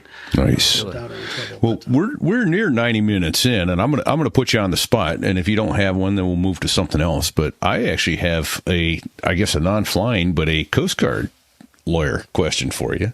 What is the funniest or strangest or weirdest case you handled as an attorney in the Coast Guard? What's the wildest thing that came across your desk? Oh, I can't believe. Oh, I was not. So I've got one from an investigation that I got tasked with. If you get stuck, Okay. Oh, and you know exactly which one I'm talking about. So I will tell you this, and then I'll. Well, I just want names, addresses, dates of birth, social security numbers, nothing identifying. Well, I'll tell you something small, and then I'll let Sticks go, and then I'll tell you something that is just a good thing to end a show on. Okay, there we go. So the Coast Guard is small. So it happens there are so few attorneys in the Coast Guard. A few years ago, I went into a training. Like, we got a big conference room at headquarters, and it can be divided into a bunch of small rooms, right? A bunch of medium-sized rooms. I'm going to this training. I walk into the room. I'm a few minutes early. I know. Sticks is like, you early? I'm a few minutes early. There's 10 people in the room, and I don't know any of them. I walk out of the room. This is not the room I'm doing training in, because you can't find 10 Coast Guard attorneys that I don't know. That I don't know at least one of them. You would have to hand pick folks out of the West Coast or whatever. So whenever 2 Coasties meet and you look familiar, you play this little game where you're like, where do I know you from? Were you ever stationed in New Jersey? Well, did you? So That's what Harrier pilots always do. Right? that's exactly every small community is this way. I know you from somewhere, East Coast right? or West Coast? It's the 3 degrees of the Coast Guard. Yeah. It's not 7 Absolutely. degrees of Kevin Bacon, but 3 degrees of the Coast Guard. So I run into this woman. I can't even remember where I was, but I run into this. But there I was talking to this woman, and we're playing the old Coasties game. Where do I know you from? Were you ever here? Were you ever in aviation? Did you ever do this? Did you ever do that? And she says, "Were you ever on the Coast Guard cutter Gallatin?" And I know where I know her from. She was a witness in a court-martial of this guy who firmly deserved his big chicken dinner. Big chicken dinner is a bad conduct discharge. You've been court-martialed and kicked out of the service at 19 years. That's how angry the jury was with him. You don't get a retirement. Goodbye. Thank you for playing. But she was a witness. And so we kind of go, she says the name of the boat. And I go, oh, and we just turned and walked away. Enough said. So I'm guessing she wasn't a witness for the. She was the witness of the prosecution. And in fact, we chatted a minute. We talked, but it was like, there's some people you meet and you're like, I want to keep in touch with that guy. And there's some people you meet and you're like, we are going to go our separate ways. And I wish her well. She was in fact key. If she ever hears this, she was key to getting the conviction because nobody believes the first complaining witness. Even though the stuff she was a victim of was not, we did not get, she was key. She was a key part of the prosecution. And I appreciate her, being willing. I mean, it's awful. Like being a witness in a criminal prosecution when you're the victim is just an awful experience and stressful. And I really appreciate her stepping forward. But let's just say we don't talk. We don't talk. We're not sending Christmas cards back and forth. So yeah. Anyway, Sticks. So there it was, and I get tasked with an investigation for something. And what it turns out, what happened is there was a small museum that was in one of the towns near our airstay. And they had this very nice painted fiberglass pirate statue and it got stolen. And then it turns out immediately interview this like that. So it turns out I'm going to get this information, and I find out, it turns out that actually one of the members at our air station actually stole this pirate. It was bolted to the ground. It's a 6-foot-tall fiberglass statue that basically looks like Captain Morgan. And the whole idea that this guy had was to have a Captain Morgan party. So he backs his truck up, throws the pirate, knocks it off of its mounting, throws it in the back of his pickup, drives down the road, puts it in his apartment, and a day or so later orders pizza.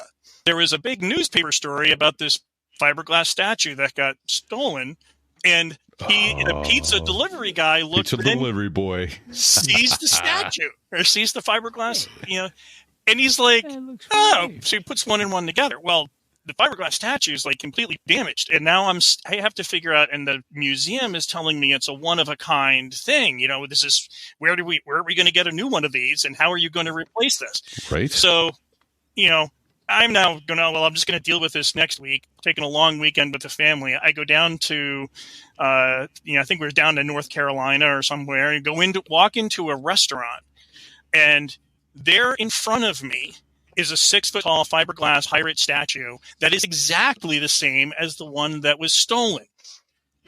And I'm like, all right, so how one of a kind is this thing? And then we sit down and I look at the restaurant, or looking at the history of the restaurant, and the restaurant burned down. And so and I see a note in here, all of the furnishings have been replaced. So they're all brand new. So now I'm going, all right, now I feel really dumb. Google's kind of new. So I go and throw in 6-foot-tall fiberglass statue pirate. And there, lo and behold, is you can order to the tune of probably around $3,000 or $4,000 a brand new pirate fiberglass statue. So I come back, Monday or Tuesday, and I walk in and I've got my whole investigation closed. All right, here's our plan. You're buying a new fiberglass pirate for the museum. And hey, here's the bill. Here's where you can order it. And the CO's got my ad on this too. Nice. So they got their one-of-a-kind statue back. The guy got off for a few $1,000s instead of a court-martial. Right. Somewhere there's a Coast Guard mutual assistance loan application that I really want to see. Why do you need $4,000 plus shipping on an emergency basis? I thought you were going to. Six, I thought you were going to say, I'm on my way out the station to go do this investigation, and I walk by this 6-foot-tall fiberglass pirate in the intro. Yeah, no, that's Goodness gracious. Well, thank you, Deuce, because I feel like I've done a core workout because I've laughed so much, and I probably needed that. Really, there was not an ops briefing that I would go to where Deuce was there that everybody was generally not leaving laughing their butt off because of some, and he would just random comment here or there, and he'd kill you. That's beautiful. Oh, that's a grand old time. It's fun to. Yeah, that was. Thank you for your service, both of you, Sticks. Well, all three of you, Sticks and Fig and Deuce. Thank you for your service. Thanks for coming on and spending some time together here. This has been awesome. Lots of folks watching on Rumble over at sotherewas.us/Rumble, over on YouTube.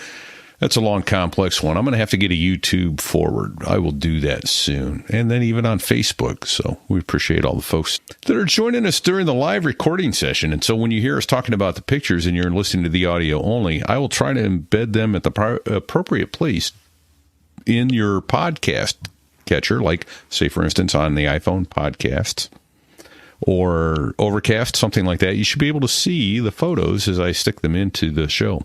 But that's the plan anyway.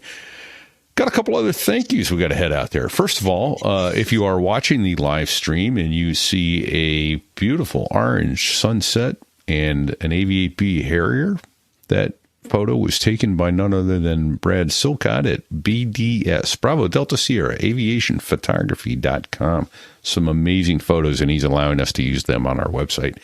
We really appreciate that. Can't tell you how much we do. Let's also thank two of our newest patrons, Patreon pilots. One, we busted his chops last week about his name, and then I completely forgot to honor. Yeah, Master. He wrote in, and he is donating to the show in honor of his son, Lieutenant Tom Bates, United States Air Force, who is a FAPE, first assignment instructor pilot at Randolph Air Force Base. Tough duty, but someone's got to do it. Randolph, are you allowed to go back to Randolph, Fig? I've been banned from the base. Yeah.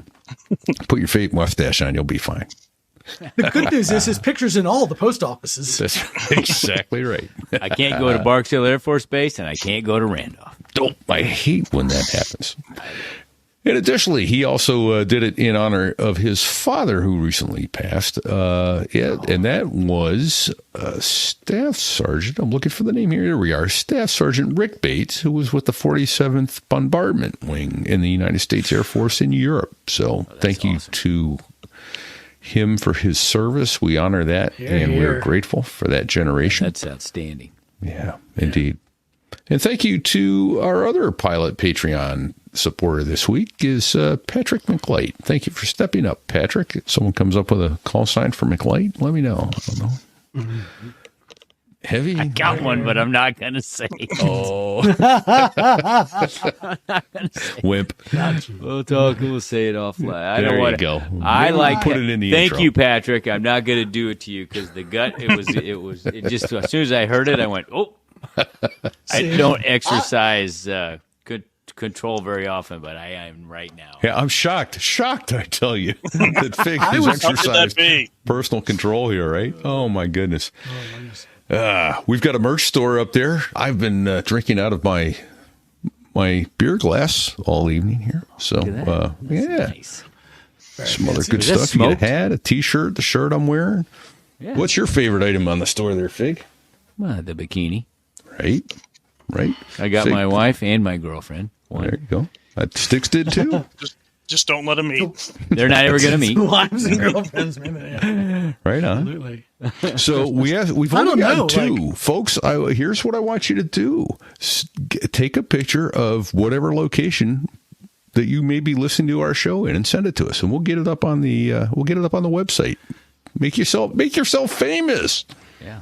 So send us photos. We have some guys who listen to the podcast on Mount Fuji. Up on the top of Mount Fuji. Picture from the top of Mount Fuji.